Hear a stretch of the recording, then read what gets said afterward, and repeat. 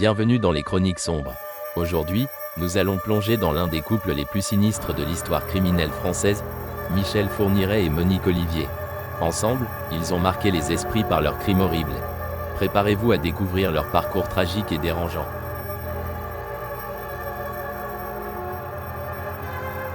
Michel Fourniret, né en 1942, a eu une enfance difficile qui a façonné sa personnalité complexe. Il a été incarcéré plusieurs fois avant de rencontrer Monique Olivier dans les années 80, alors qu'il était incarcéré à Fleury-Mérogis, pour viol. Monique, quant à elle, venait d'un milieu modeste, où elle grandit comme le vilain petit canard de la famille, et cherchait un partenaire. Ils se rencontrent via le journal chrétien, Le Pèlerin. Michel Fourniret, en manque de compagnie, poste une petite annonce. Prisonnier aimerait correspondre avec une personne de tout âge pour oublier solitude. Leur rencontre a marqué le début d'une association mortelle. Nous sommes en 1987.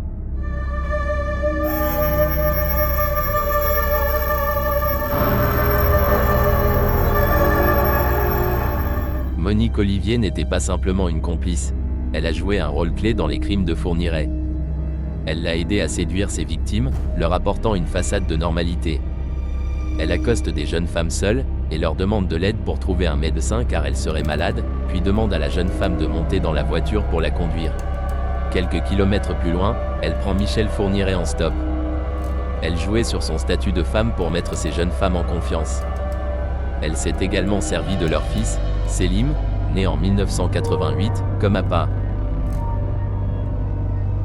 Les deux formaient un duo diabolique, où chacun nourrissait les obsessions de l'autre.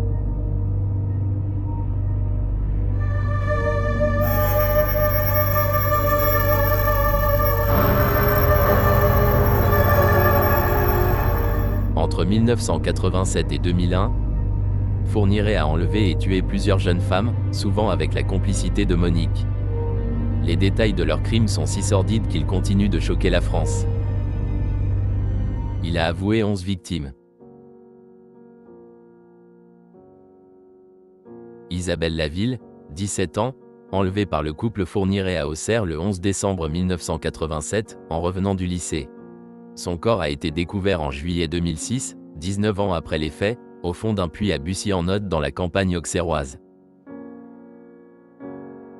Farida Amiche, 31 ans, compagne de Jean-Pierre Ellegouarche, un ancien compagnon de cellule de Fourniret, disparu depuis le 12 avril 1988. Le corps de la victime n'a pas été retrouvé et l'enquête se poursuit. Marie-Angèle Domès, 19 ans, disparue le 8 juillet 1988 à la sortie du foyer Leclerc de Fourolle à Auxerre. En mars 2008, dénoncé par Monique Olivier, Michel Fourniret avouera finalement ce meurtre en février 2018 mais le corps n'a jamais été retrouvé. Fabienne Leroy, 20 ans, disparue le 3 août 1988 à Châlons-en-Champagne, dont le corps fut retrouvé plus tard dans des bois environnants. Elle avait été violée et tuée par balle. Fourniret aborda la jeune femme sur le parking d'un supermarché en lui demandant de le conduire chez un médecin. Monique Olivier, alors enceinte, avait fait croire à un malaise.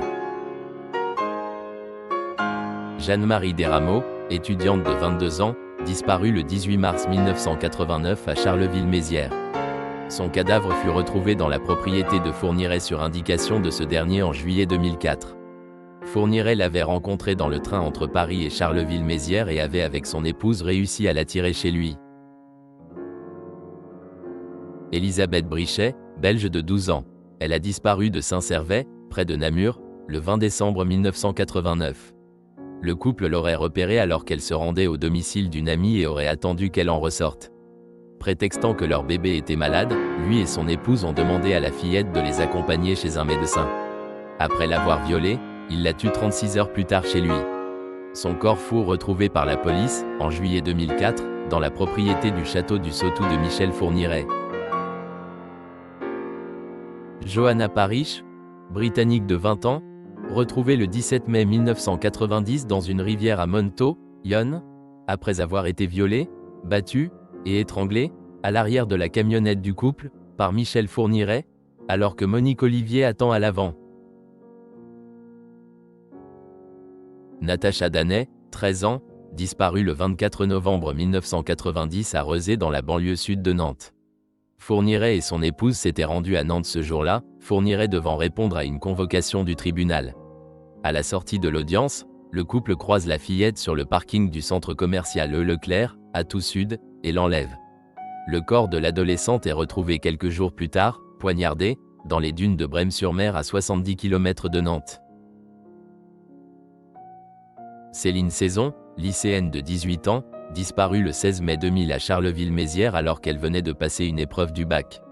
Son corps fut retrouvé en juillet 2000 en Belgique.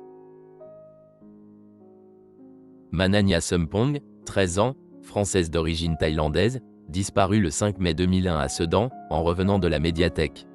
Ses ossements ont été retrouvés en mars 2002 en Belgique, dans le bois de Nolleveau. Estelle Mouzin, 9 ans, française, disparue le 9 janvier 2003 à Guermantes, Seine-et-Marne, au retour de l'école.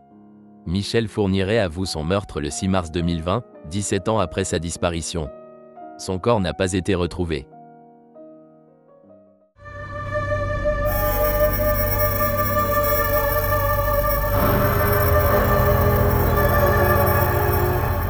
En 2003, leur règne de terreur a pris fin avec l'arrestation de Fourniret.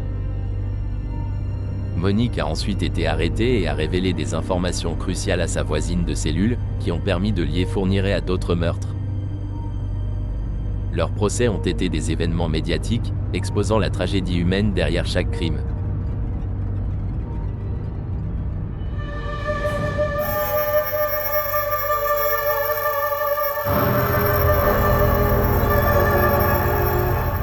Leur histoire soulève des questions difficiles sur la nature du mal et les dynamiques de pouvoir dans les relations. Fourniret et Monique incarnent le mal au sein même du couple, rappelant que la cruauté peut se cacher derrière des visages familiers. Ils étaient décrits comme un couple classique, sans problème. Michel Fourniret était décrit comme un pédophile banal, avec une tendance au sadisme. Monique Olivier, quant à elle, fut plus difficile à cerner. Lors de ses nombreux interrogatoires, elle pouvait rester des heures assise, sans rien dire, sans boire, sans manger. Dans son couple avec Michel Fourniret, elle prenait sa revanche sur la vie, enfin, elle n'était plus la victime.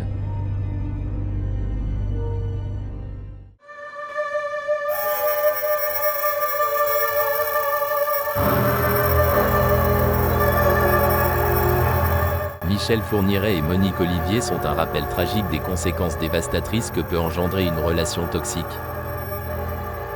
Si vous avez aimé cette vidéo, n'hésitez pas à vous abonner et à partager vos réflexions dans les commentaires.